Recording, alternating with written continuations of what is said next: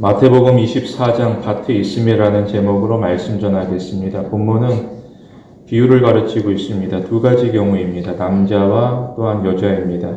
먼저 남자를 살펴보면 남성이 밭에서 일하게 됩니다. 그들은 농사하게 되는데 아침부터 일하고 저녁에 이르러서야 돌아가게 됩니다. 그리고 그들의 일상이라는 것은 끊임없이 반복되어지게 됩니다. 그래서 그들의 삶이 나아지느냐? 그렇지 않습니다. 오히려 그냥 유지될 뿐입니다. 그럼에도 힘이 들게 되고 계속해서 일하며 쉴 틈은 없습니다. 그래야만 먹고 살아가며 이로써 생존하게 됩니다. 현대사회도 보게 되면 동일합니다. 사람들은 출근하고 분주하게 되는데 특별히 세계화 시대라고 부르게 됩니다. 경쟁이라는 것은 국내로 그치는 것이 아니라 해외까지 확산되어지게 됩니다. 따라서 수많은 사람들이 경쟁 가운데 치열하게 싸우게 됩니다. 노력하면서 버티게 되고 또한 성과를 내게 되지만 어떤 시기든지 살아남아야 된다라고 생각하게 됩니다. 그렇지만 그 자리에 계속해서 머물러 지낼 뿐입니다. 더 나은 삶이라는 것은 마치 꿈과도 같습니다. 그런데 고대와 현대를 돌아보게 되면 차이점은 있습니다. 그게 무엇인가? 현대는 일과를 조정하게 됩니다. 바로 시간을 확인하고 시간을 배분하게 됩니다. 그래서 일의 효율을 높이게 됩니다. 그런데 성경 당시 고대는 어떠하느냐? 일과를 조절할 수가 없습니다. 그들은 시간을 모르기 때문에, 시간을 알 수 없기 때문에 오히려 자연에 맞추게 됩니다.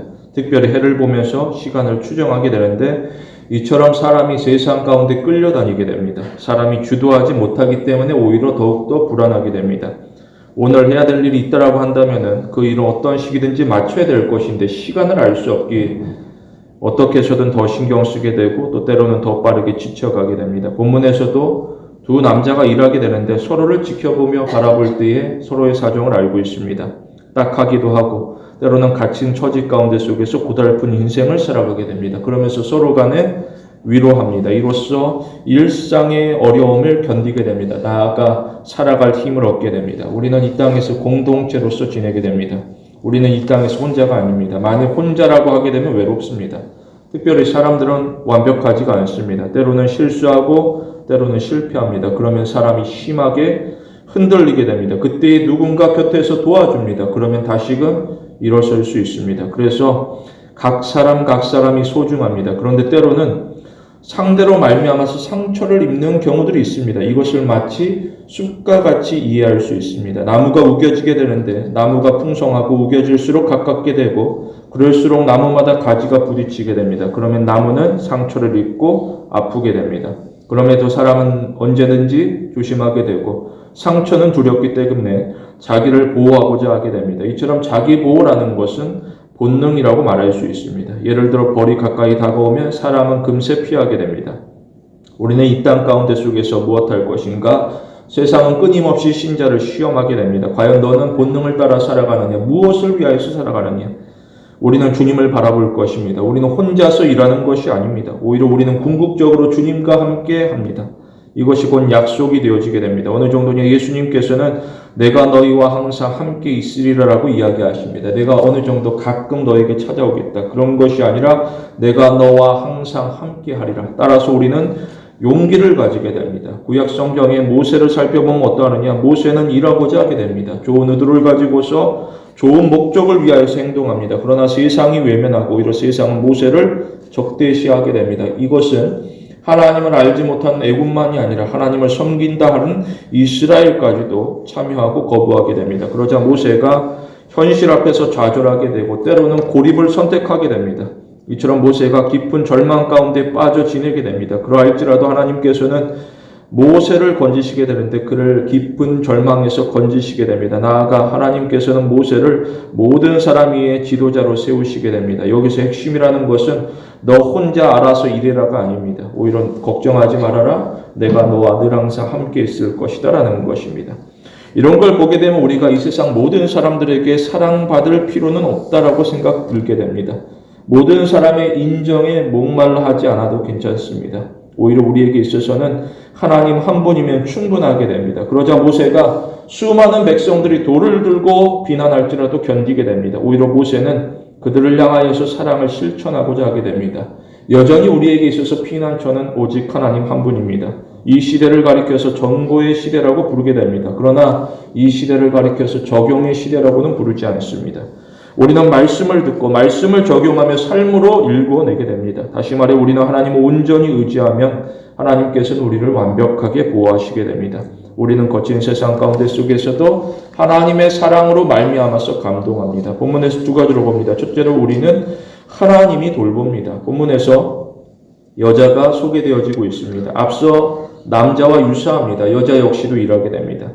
그녀들이 집에서 일하게 되는데 맷돌질하게 됩니다. 곡식을 갈게 되는데 그 무거운 맷돌질 가운데 힘이 들게 됩니다. 때로는 지루하게 되는데 이 일은 단순 노동에 해당되어지게 됩니다. 그럼에도 수고해야 될 것입니다. 이로 말미암아서 음식을 만들 것이고 또한 나누게 됩니다. 그리고 한 자리에 모여서 식사하게 될 때에 그 식사 자리 가운데 가족이 즐겁기 때문에 또한 참고 인내하게 됩니다. 그러나 이 맷돌을 가는 이 수고하는 일은 대우받지 않습니다. 오히려 사람들이 바라볼 때는 하찮게 여기게 됩니다. 어느 정도냐? 문헌에 보게 되니까 이러한 일을 노예가 하는 일 또는 하급하는 이 하는 일로 설명되어지게 됩니다. 이처럼 여자가 나름대로 수고한다라고 하지만 티가 나지 아니하고 오히려 세상 가운데 무시를 받게 됩니다. 이것이 당시 여성의 현실이었습니다.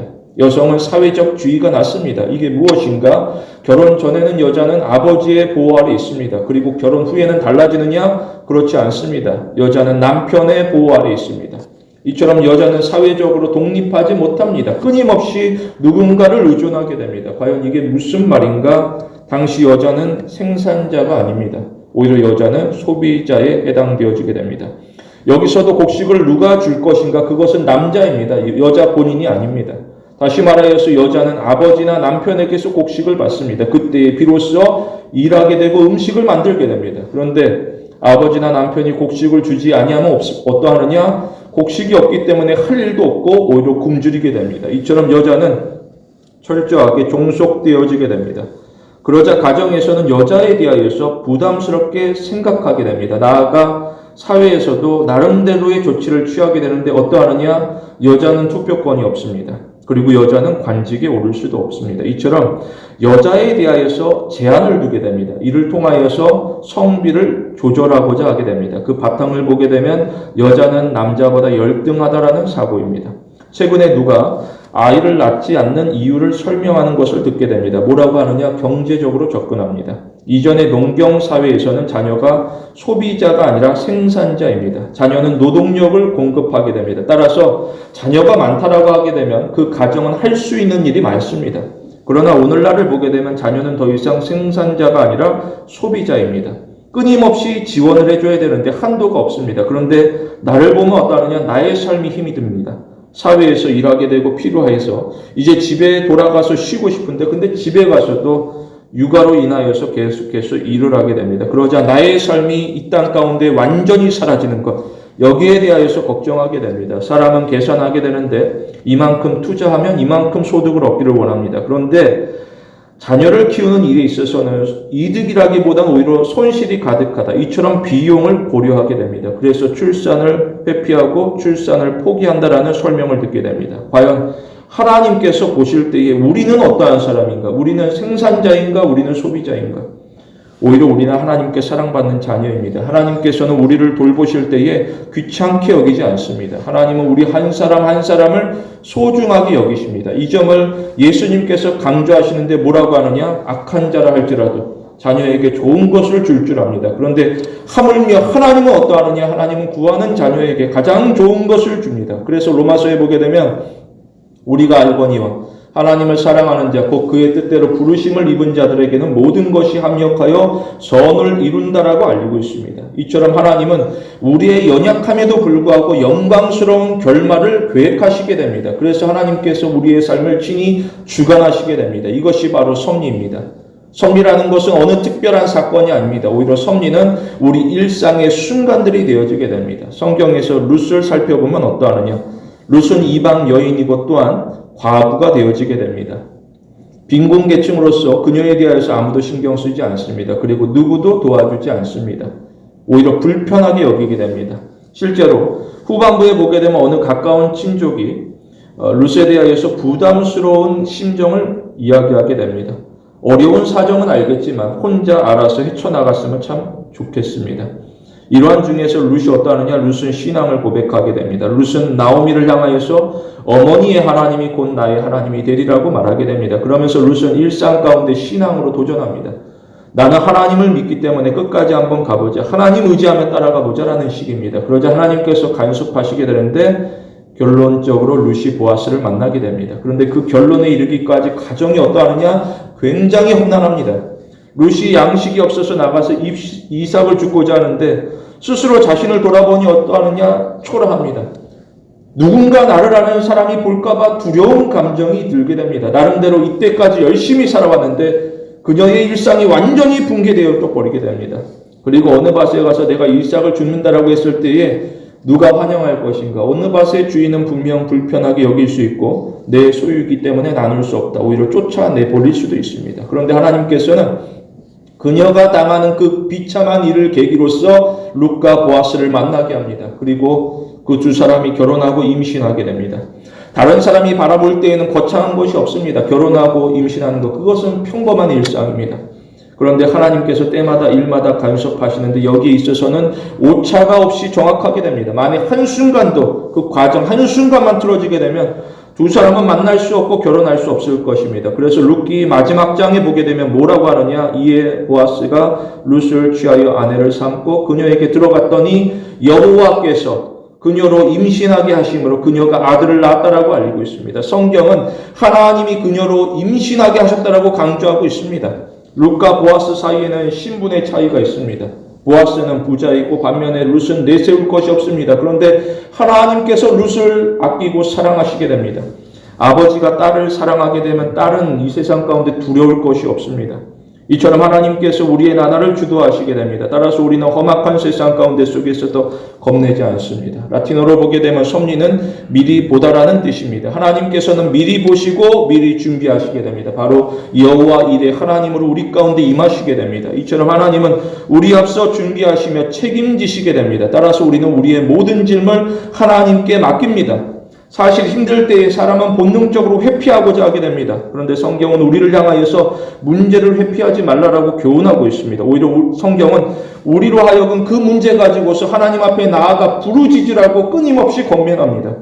우리는 나의 짐을 숨겨두지 않습니다. 우리는 모든 것을 하나님에게 아뢰게 됩니다. 만일 우리가 짊어진 짐이 무겁다. 그런데 우리가 하나님께 맡기면 그 순간부터 그것은 나의 문제가 아니라 하나님을 향한 기도가 되어지게 됩니다. 우리는 문제 때문에 흔들리지 않습니다. 오히려 하나님께서 우리를 붙들면 어떠한 문제든지 능히 넘어설 수 있습니다. 하나님께서는 한시도 우리를 불편하게 여기지 않습니다. 오히려 하나님은 매달리는 우리를 기뻐하시게 됩니다. 이것은 곧 하나님을 향한 신뢰를 나타내기 때문입니다. 우리는 매일의 삶 속에서 하나님께서 나를 돌보신다라는 역동적인 믿음을 나타냅니다. 그러면 우리는 하나님 안에서 주어지는 참된 평화를 누리게 됩니다. 우리는 하나님의 능력을 제한하지 않습니다. 그리고 우리는 하나님의 사랑을 축소시키지도 않습니다. 우리는 두 팔 벌려 나를 위로하시고 격려하시는 하나님에게로 와락 안기게 될 것입니다. 둘째로 우리는 신앙을 지킵니다. 본문에서는 변화가 일어나게 됩니다. 이 변화는 갑작스럽습니다. 천천히가 아니라 아주 급하게 일어나게 됩니다. 어느 정도냐? 회개할 겨를이 없습니다. 그리고 상대와 흥정할 시간이 없습니다. 변화라는 것은 순식간에 진행되어지게 되는데 따라서 믿는 자라고 하면 잠시도 방심해서는 안 될 것입니다. 오히려 깨어 준비해야 될 것입니다. 특별히 두 사람. 본문에서는 이 부분을 강조하고 있습니다. 나와 너. 곧 우리라고 표현되어지게 됩니다. 동일한 일상 가운데 살아갑니다. 같은 학교, 같은 직장입니다. 다른 것이 전혀 없습니다.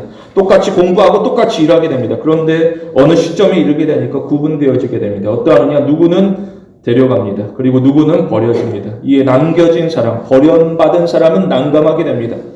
그는 이러한 일들을 생각하지 못하게 됩니다. 그래서 그는 제대로 대처하지도 못하게 됩니다. 이게 무슨 말인가?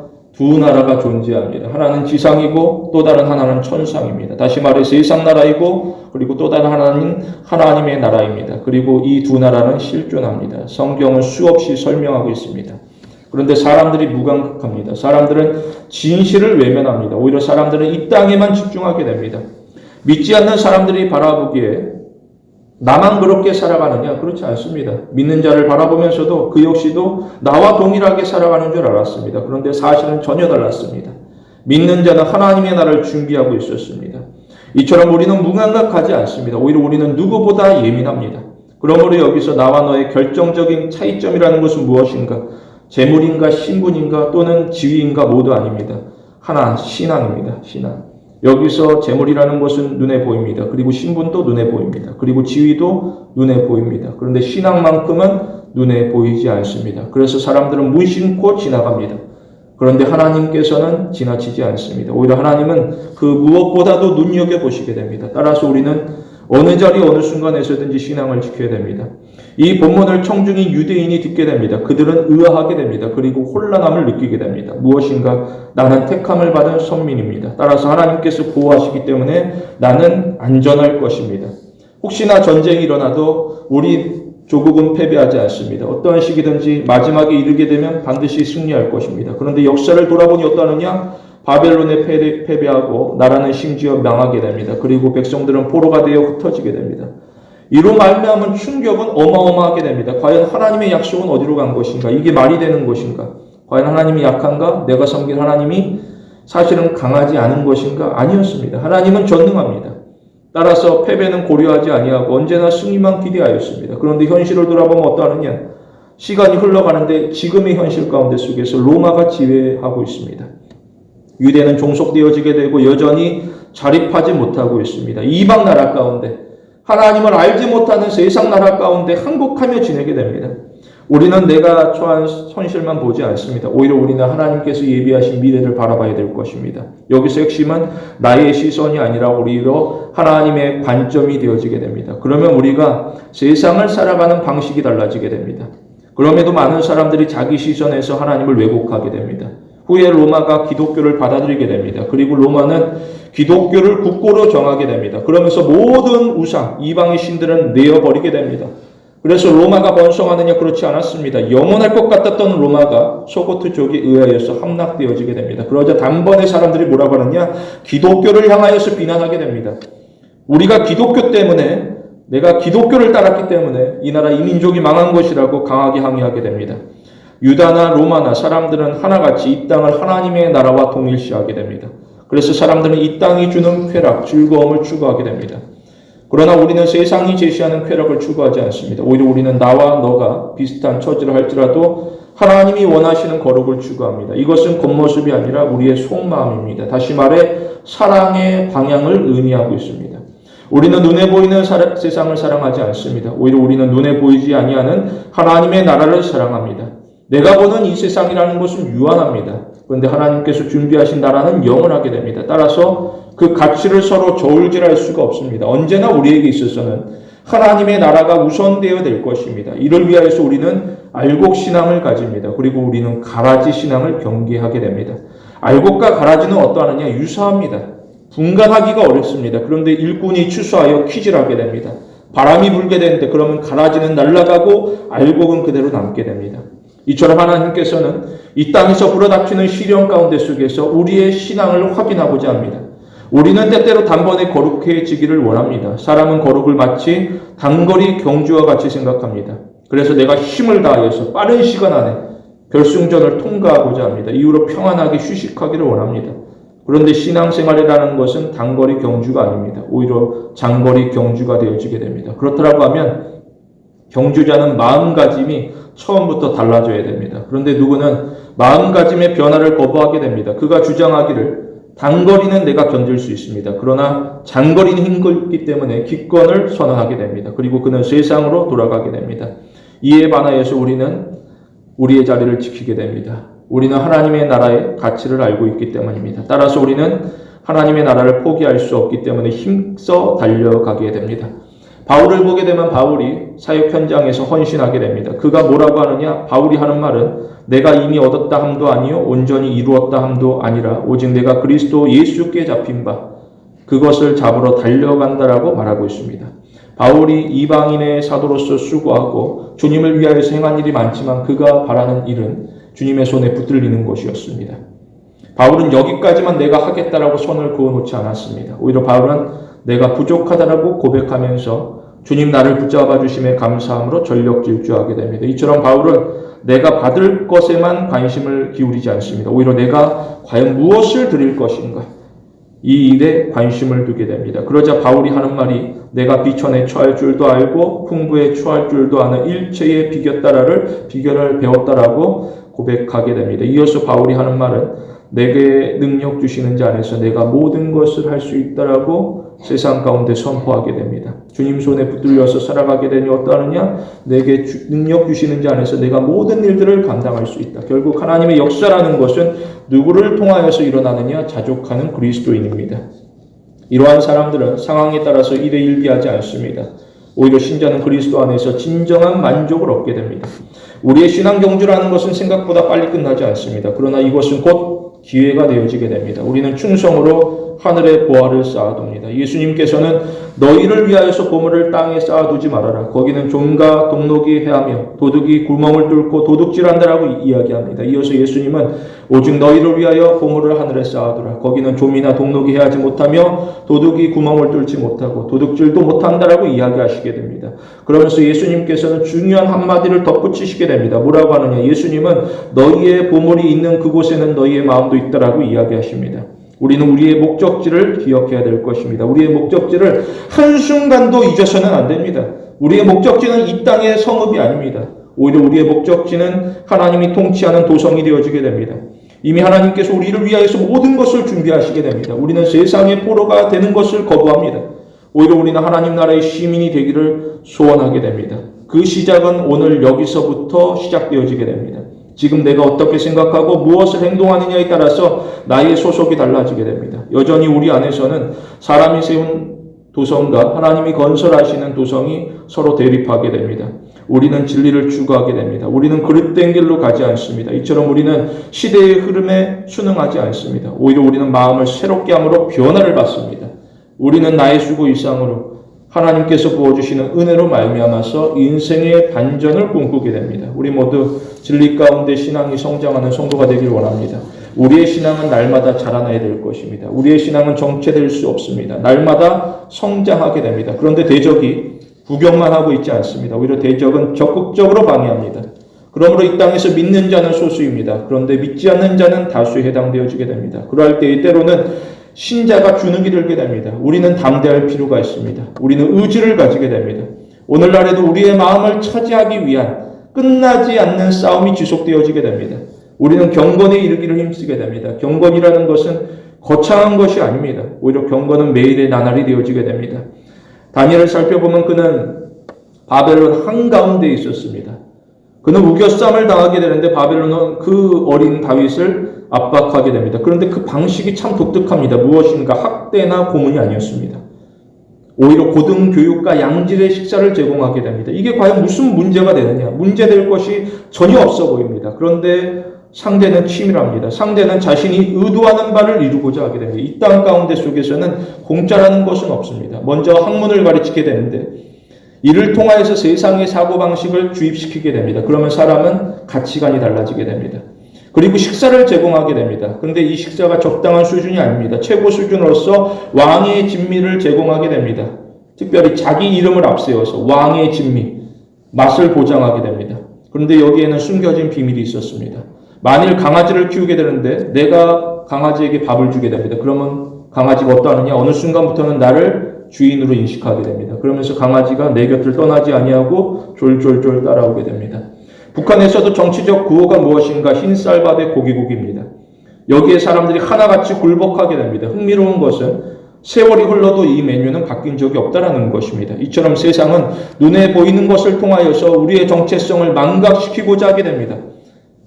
하나님의 형상을 닮은 자로서 하나님을 의식해야 될 것입니다. 그런데 세상은 우리의 눈을 가리고자 하게 됩니다. 우리는 하나님이 볼 때에 부끄러운 일을 하지 않습니다. 그리고 우리는 하나님 앞에서 후회할 일을 하지 않습니다. 예수님께서는 누구든지 이 음란하고 죄 많은 세상에서 나와 내 말을 부끄러워하면 인자도 아버지의 영광으로 거룩한 천사들과 함께 임할 때에 그 사람을 부끄러워하리라고 이야기하시게 됩니다. 우리는 오늘 나의 생각과 행동을 통하여서 내가 누구에게 속하였는가를 분명히 합니다. 성경은 무슨 일을 하든지 죽게 하듯 하라라고 가르치고 있습니다.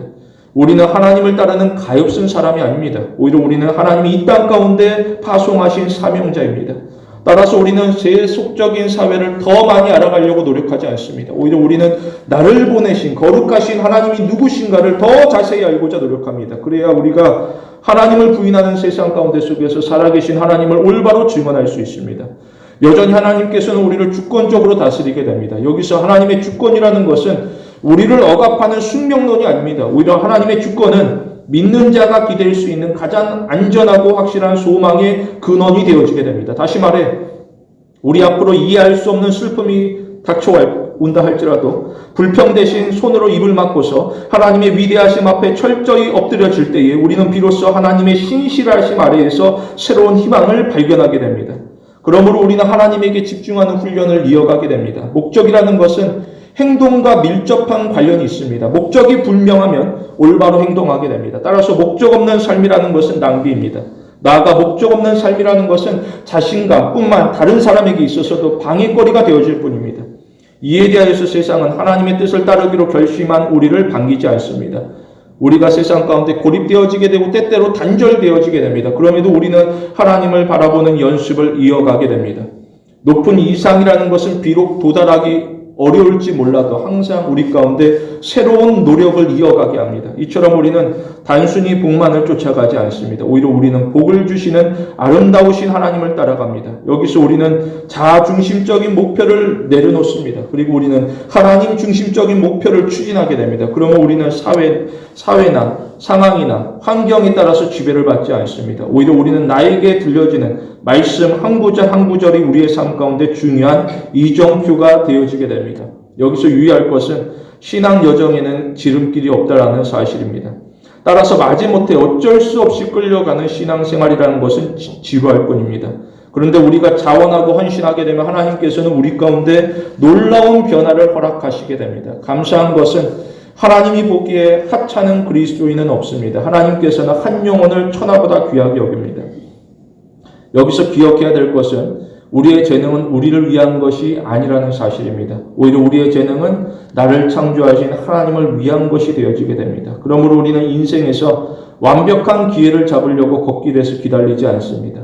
오히려 우리는 믿음으로 하나님의 역사에 과감하게 뛰어들어 동참함으로써 하나님께서 이루실 최종적인 결과를 기다립니다. 우리는 성경이 약속한 대로 하나님에게 의지하는 자, 은혜와 평강 주실 것을 확신합니다. 성도 여러분, 성경의 약속 안에서 인생의 목적을 발견하고 하나님의 은혜가 성취되는 귀한 신앙의 성도가 되길 원합니다.